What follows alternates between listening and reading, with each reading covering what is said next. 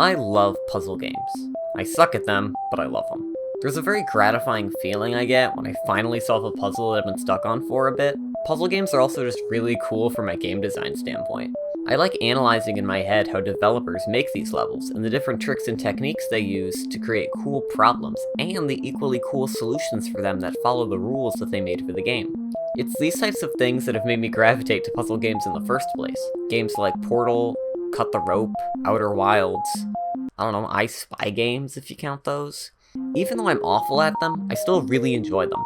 Ever since I've been branching out into the world of indie games, I've had a long list of puzzle games that I've been meaning to play. Bedcliff actually gave me the idea of doing a stream where I play like an hour of a few different puzzle games, like a little taste of each of them. I wasn't doing this to rank the games, but rather just to kind of dip my toes into them and check them out. I decided on 3 games that I've been wanting to play for a while: Snakebird, Polybridge 2, and Baba Is You. For this video, I want to give my review of all 3 of them, and kind of explain how they differ from each other. Keep in mind that these reviews are from someone who isn't an experienced game reviewer, and has only played a bit of each game. I've played more of each game since the stream, but I'm definitely nowhere close to beating any of them. These are just my first impressions.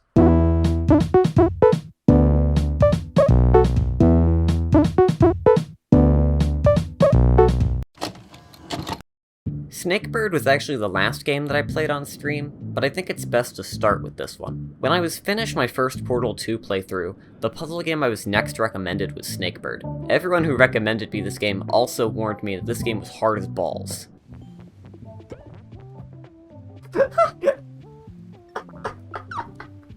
Clearly they didn't see me play Portal 2, or they would have thought differently about their game recommendation. In Snakebird, you play as a snake bird thing and slither your way around each map, eating fruit, and making your way to the end of the level. This game reminded me of old school cool math games, with its simplicity. Yet in this case, Snakebird is what happens when you remove all of the easy and intermediate levels and just start all the way in the advanced puzzles.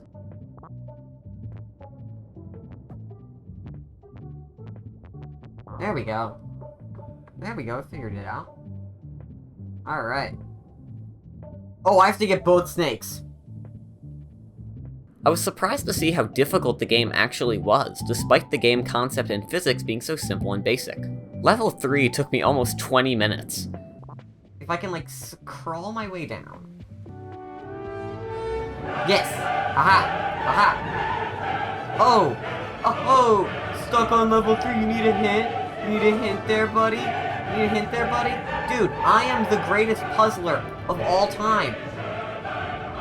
I think this game shows that even a simple concept can be pushed to its absolute limits through some really excellent game design. I mean, look at the size of some of these levels. Each level makes you think, well, this can't be that hard, right? And then fast forward half an hour and you're pulling your hair out, figuring out how to get a piece of fruit without falling into the water. I appreciate the addition of quick restart and undo hotkeys, which make trial and error really easy. With a hard game like Snakebird, making it easy for the player to try again and test different things lessens frustration and anger. I also appreciate the minimap, and how you unlock multiple levels that you can choose from. If you get stuck on a level, you can always try a different one and then come back to it later when you're more experienced.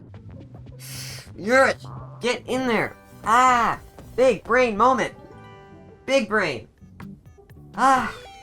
I do find it a bit weird, though, how the levels you unlock aren't necessarily in order with how difficult they are. I mean, I just beat level 5. Why am I now unlocking level 41? Overall, this game disguises its difficulty with a charming appearance and simple game mechanics, and uses creative level design to create problems with very complex solutions. If you really want a challenge, I would absolutely recommend this game.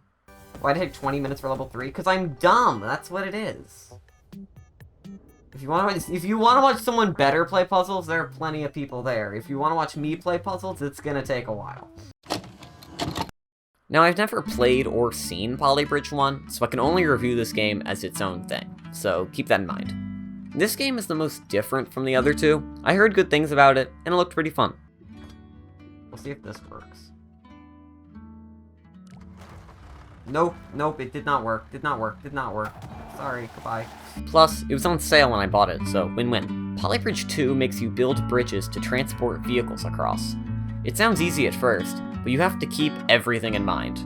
Road support, weight distribution, strength and cost of materials, you name it. Alright, let's remove that one.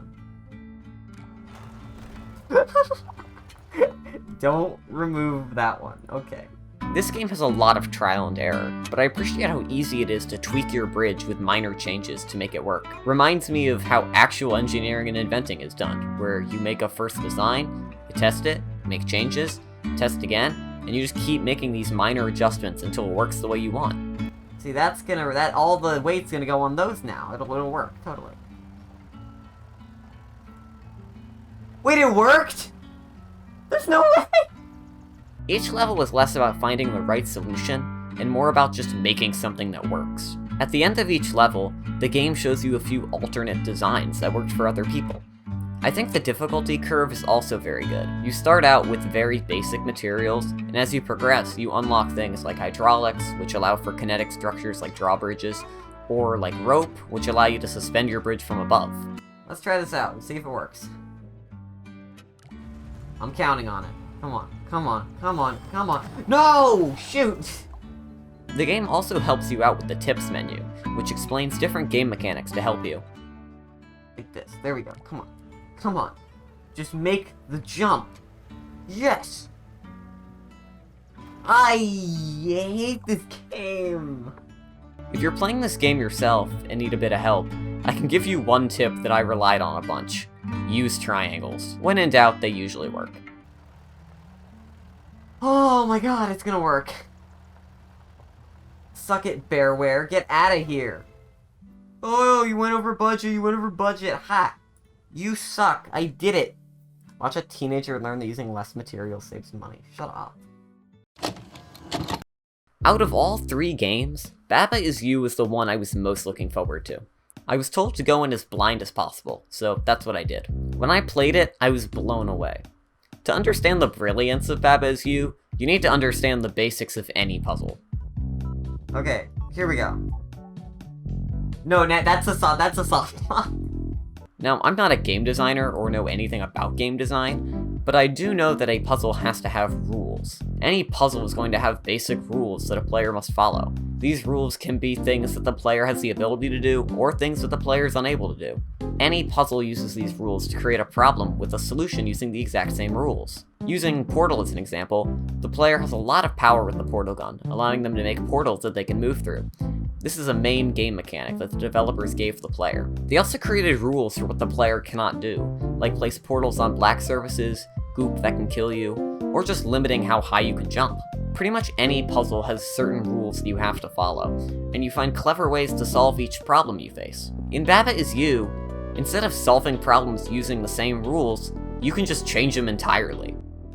Can I be the wall? One sec, I gotta try this. Yeah! You cannot just assume that you will always be playing as Baba. You cannot just assume that walls will always stop you. Where am I? A wall is me. Where's the wall? Oh, I'm the wall. Okay, I'm the wall. Okay. Baba Is You allows and requires you to bend the rules to your advantage. Is the goal flag unreachable? Just be the goal flag.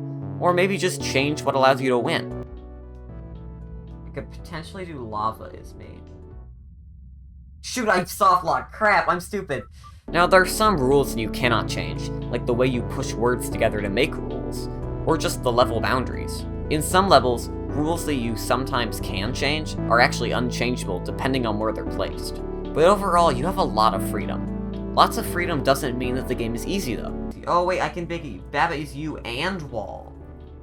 Aha, wait, look at this. What just happened? Why did I... Oh, I became a wall! Level design's a huge part of this game, and a lot of the levels are very difficult. Luckily, similar to Snakebird, you unlock multiple levels at a time, and this time, the levels you unlock are around the same difficulty, so you never feel too in over your head. Skull is... defeat. I was like... Death? Defeat? What? Alright, I'm stupid. This game is so creative, and I think that's its main appeal. Even though it's definitely on the difficult side of puzzle games, I would recommend this one just for being so mind-blowing and big brain. I can't edit this without killing myself, so... Wait.